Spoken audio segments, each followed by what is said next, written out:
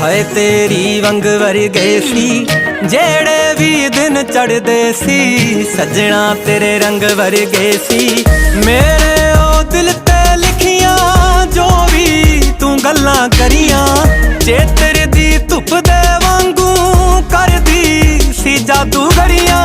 ਡੂੰਘੇ ਨੈਣਾਂ ਦਾ ਰੰਗ ਸੀ ਚੜ੍ਹਦੇ ਦੀ ਲਾਲੀ ਵਰਗਾ, ਤੈਨੂੰ ਸਭ ਪਤਾ ਸੋਹਣਿਆ ਤੈਥੋਂ ਦਸ ਕਾਹਦਾ ਪਰਦਾ।